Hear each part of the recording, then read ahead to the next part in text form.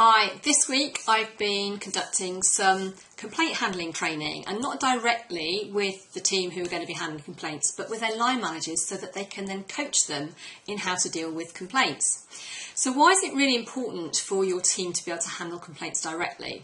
Well, it's certainly going to be a lot quicker and easier for the customer, because the last thing a customer wants to hear is, oh, I don't have the authority to deal with that, I'll need to go and get my line manager.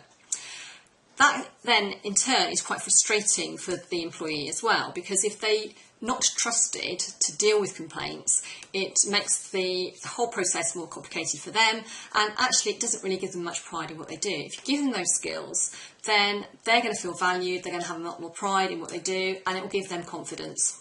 And finally, of course, it's a lot easier for you and for your line managers, because if an employee needs to go and find a line manager every time a customer has a query or a complaint, that's very long-winded for you and very frustrating as well.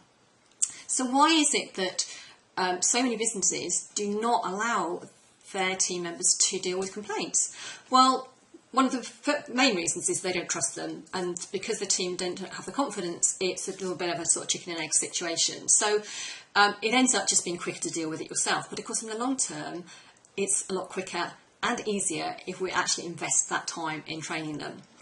So we need to give them the training, we need to give them the confidence, and sometimes it's down to the customers, because if the employee doesn't look as if they've got confidence to deal with it, the chances are the customer's not going to go to them directly, and they'll be asking to speak to the manager.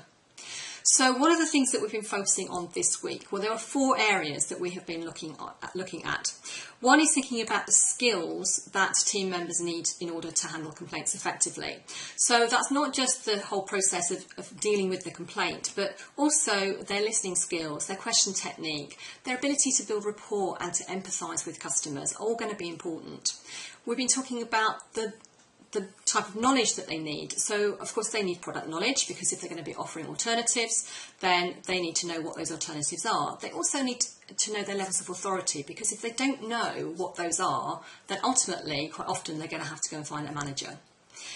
The third area they need to understand is the systems. So first of all, having systems in place to reduce the number of complaints that you're likely to get. But then what is the system once you have a complaint? At what point do they need to escalate it? How do complaints get documented? How do they get followed up? And then finally, they need support. And that starts with giving them the right training. But it doesn't matter how good that training is, it's going to be really difficult for you to cover every eventuality in that training. So it's important that your team members get on-job coaching, so ensuring that your line managers have the skills to do that, and that they get lots of practice, because that practice will give them confidence. And finally, they need to have feedback.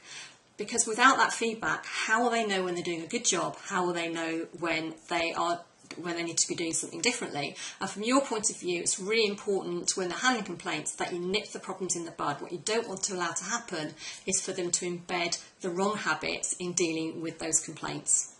So if your line managers haven't yet got the skills to coach your team members in complaint handling, then that's something I would strongly recommend that you do.